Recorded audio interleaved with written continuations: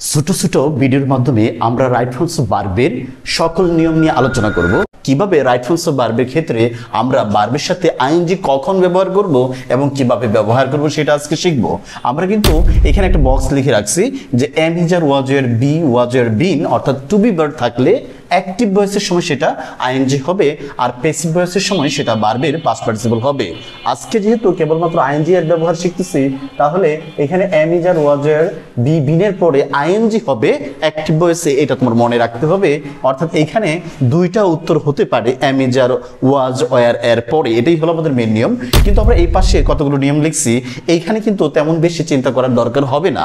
আমরা এখানে লিখলাম এক নম্বরে বাক্যের শুরুতে যদি ভার্ব ব্যবহার করার প্রয়োজন হয় তখন কিন্তু আমি আইএনজি ব্যবহার করব এবং ভার্বের পরেও অ্যাক্টিভ ভয়েসের ক্ষেত্রে আমরা আইএনজি ব্যবহার করব।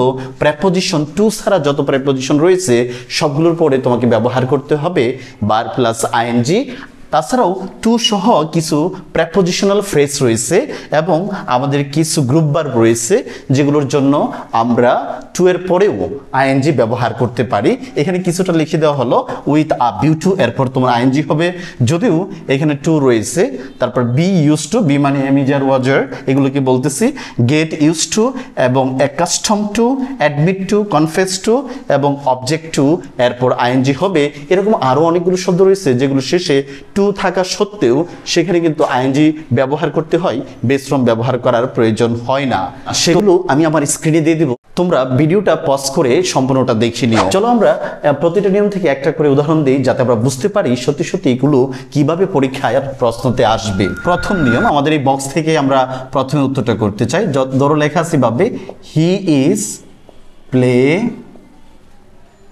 চেস। এখানে লেখা আছে হি ইজ প্লে চেস। এই বাক্যের উত্তরটা তুমি করবা। তুমি দেখো শূন্যস্থানের ঠিক আগে ইজ রয়েছে, যেহেতু এখানে ইজ আছে তাহলে আমরা ইজের পরে কি ব্যবহার করব? অ্যাক্টিভ ভয়েস হলে আইএনজি ব্যবহার করব। তোমাকে দেখতে হবে এটা অ্যাক্টিভ ভয়েস কিনা। হি প্লে এবং চেস, দাবা, একটা মানুষ দাবা খেলতে পারে তাই এটা অ্যাক্টিভ ভয়েস, আর সে যেহেতু খেলে তাই অ্যাক্টিভ ভয়েস হওয়ার কারণে আমরা আইএনজি ব্যবহার করব। তাই এর সঠিক উত্তর হবে হি ইজ প্লেইং। এই পাশে লেখা আছে বাক্যের শুরুতে আইএনজি হয়। ধরো প্রথমে শূন্যস্থান দেওয়া আছে, এই যে বাক্যটা লেখা আছে go to market he bought a laptop. তুমি দেখো এই বাক্যটা একবার শুরুতেই কিন্তু শূন্যস্থান রয়েছে। বাক্যের শুরুতে যখন ভার্ব ব্যবহার করবা তখন তোমাকে ব্যবহার করতে হবে আইএনজি, তাই এখানে উত্তরটা হবে গোয়িং, গোয়িং টু মার্কেট। তারপর লেখা আছে ভার্বের পর আমরা আইএনজি ব্যবহার করব। ধরো লেখা আছে she started think about it. এখন এই প্রশ্নের উত্তরটা তোমাকে করতে হবে। স্টার্টের শব্দটা কি? স্টার্টের শব্দটা হলো ভার্ব। তো ভার্বের পরে কি হয়? ভার্বের পরে যদি সেটা অ্যাক্টিভ ভয়েস হয়, অর্থাৎ বক্তা যদি নিজে কাজ করে, সেই তো চিন্তা করতেছে এটা নিয়ে, তাহলে আমরা ব্যবহার করব আইএনজি। ভার্বের পর আমরা আইএনজি ব্যবহার করব, তাই এখানে সঠিক উত্তর হবে থিঙ্কিং। এরকমভাবে চলো আমরা বাকিগুলোর উদাহরণটাও এখানে লিখে ফেলি। লেখা আছে by work hard you can shine in life.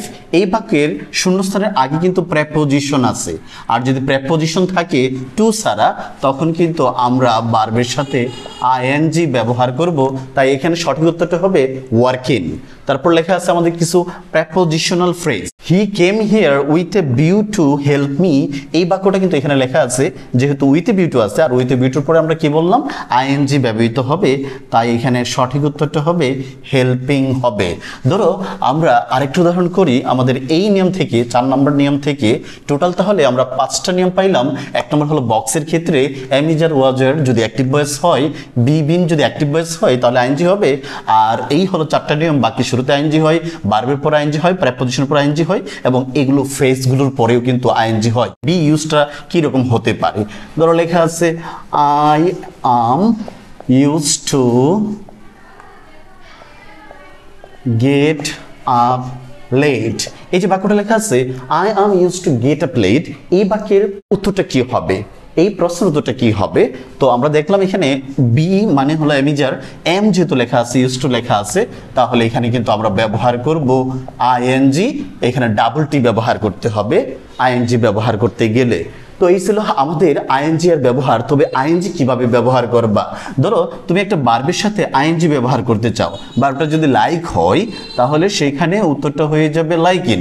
ধরো ভার্বটা লেখা আছে লাইট, তবু কিন্তু সেখানে লাইকিনই হবে, শেষের ইটা বাদ পড়ে সেটা আইএনজি হয়, শেষের ইটা থাকবে না। আর যদি সেটা পাস্ট বা পাস্ট পার্টিসিপল হয় তখন তোমাকে প্রথমেই বেস ফর্মে নিতে হবে। ধরো লেখা আছে গন, তাহলে গন এর বেস ফর্মটা কি হয়, গো হয়, তাহলে গনের সাথে আইএনজি দিবা না, অর্থাৎ এটা তুমি লিখবা না গনিং লিখবা না, তোমাকে লিখতে হবে বেস ফর্মের সাথে গোইং লিখতে হবে।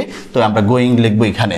ধরো কখনো যদি লেখা থাকে বাক্যে রিটেন, তুমি দেখো এটা কিন্তু একদম ভিন্ন রকম আসলো। তো এই রিটেন শব্দটার সাথে আইএনজি দিতে চাও তাহলে তুমি এটা প্রথমে বেস ফর্মে নিবা। বেস ফর্মটা কি আছে, রিটেনের বেস ফর্মটা হলো রাইট, তো রাইট শব্দটা শেষে আছে, এইটা বাদ দিয়ে সেটা আইএনজি হবে। আচ্ছা, যদি কখনো এইরকম থাকে যে শেষে একটা কনসোনেন্ট আছে তার আগে একটা মাত্র ভাওয়েল আছে, একটু আগে উদাহরণ দিলাম সেটা গেট, এটার সাথে যখন আইএনজি দিবা তখন শেষের কনসোনেন্টটা তোমাকে কি করতে হবে, ডাবল করতে হবে, টুয়াইস করতে হবে, রিপিট করতে হবে, ডাবল টি হবে আইএনজি দেওয়ার জন্য। এরকম ভাবে যদি কখনো স্টপ থাকে তাহলে তুমি সেখানে লিখবা ডাবল পি দিয়ে আইএনজি ব্যবহার করবা। এই ছিল তোমাদের আইএনজি ব্যবহার করার নিয়ম। আশা করি শিক্ষার্থীরা তোমরা বুঝতে পারছো যে সত্যি সত্যি কিভাবে আমরা ভার্বের পরে আইএনজি ব্যবহার করব এবং কখন আইএনজি ব্যবহার করব। পরবর্তী ভিডিওতে আমরা আলোচনা করব ভার্বের পাস্ট পার্টিসিপল এর ব্যবহার নিয়ে। ততক্ষণ পর্যন্ত সবাই ভালো থেকো, আল্লাহ হাফেজ।